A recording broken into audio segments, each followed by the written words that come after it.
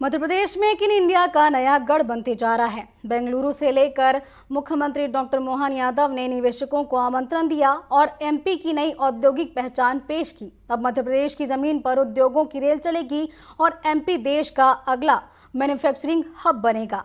इस पर देखिए हमारी एक खास रिपोर्ट। बेंगलुरु के बीएमएल परिसर में मुख्यमंत्री डॉक्टर मोहन यादव का जोरदार स्वागत हुआ। सीएम ने 2100वें मेट्रो कोच को रवाना कर आत्मनिर्भर भारत की रफ्तार को नया आयाम दिया।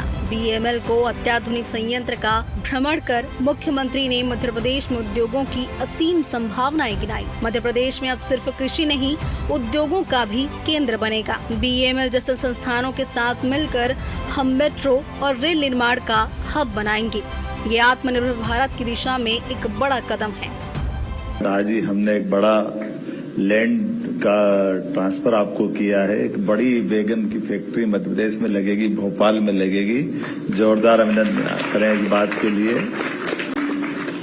लगभग 1800 करोड़ से ज्यादा की फैक्ट्री, जिसमें वंदे भारत के विभिन्न प्रकार के वंदे भारत है, मेट्रो है, सभी नई प्रकार की आधुनिक संसाधनों से युक्त नए नए डब्बे हमारे बेंगलुरु के साथ साथ भोपाल में भी बनेंगे। मैं आपका एक तरह से धन्यवाद भी देता हूं और मेरी यात्रा को सार्थक करने के लिए आपको स्मरण कर रहा हूं। इन्वेस्ट मध्य प्रदेश सत्र में मुख्यमंत्री ने राज्य की औद्योगिक नीतियों, अधोसंरचना और संभावनाओं का खाका देश के बड़े निवेशकों के सामने रखा।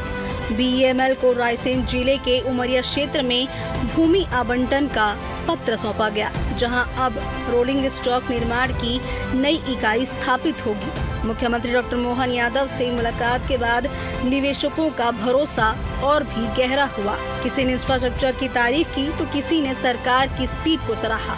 कहा मध्य प्रदेश में माहौल भी अनुकूलित है और सरकार का रवैया भी। निवेशकों ने साफ कहा है कि मध्य प्रदेश अब देश का नया ग्रोथ इंजन बन रहा है। रेलवे वैगन वंदे भारत की हमारे भोपाल में बने, इसलिए कई सारे लोगों को रोजगार मिले, तो इसलिए ज़मीन के आवंटन का पत्र भी दे रहे हैं। और ये ज़मीन के आवंटन के पत्र के साथ बहुत जल्दी उसका भूमि पूजन भी करेंगे। लगभग 23 लाख से ज़्यादा लोगों को रोज़गार के अवसर से मिलने जा रहे हैं।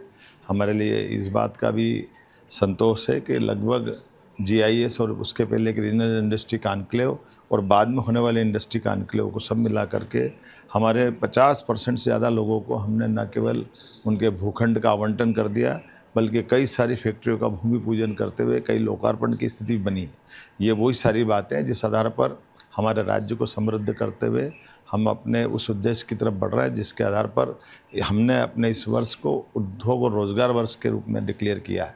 आइए हम सब 21वीं शताब्दी के भारत के लिए सभी प्रकार के विकास के दरवाजे खोलते हुए सशक्त के साथ आगे चले। मुख्यमंत्री डॉक्टर मोहन यादव ने आईटी, मैन्युफैक्चरिंग, डिफेंस, ऑटोमोबाइल और टेक्नोलॉजी सेक्टर के दिग्गज निवेशकों से 1-to-1 मीटिंग की। मुख्यमंत्री का स्पष्ट संदेश था, आइए मध्य प्रदेश, बनाइए भारत का भविष्य। उद्योगपतियों ने भी मध्य प्रदेश की स्थिर सरकार, सरल नीतियों और समर्थ नेतृत्व की सराहना की।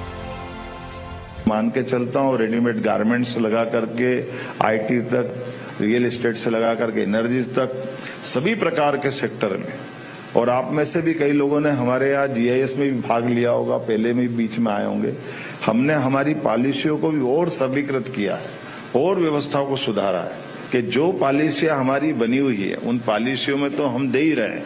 वो तो हमने अपने यहाँ प्रत्येक जिला कलेक्टर कार्यालय में उद्योग निवेश प्रकोष्ठ लगा दिया कि आप केवल सिंगल विंडो में बता दो, नल, बिजली कनेक्शन, ये वो सब चीजों के लिए सिंगल विंडो से बात होगी। और उसके बावजूद भी अगर बड़ा इन्वेस्टमेंट लाते हो तो CCIP के माध्यम से जो मंत्री नहीं कर पाएंगे वो मुख्यमंत्री के लेवल पर हम आपके लिए तैयार है कि जो आपके लिए निवेश के प्रस्ताव आए।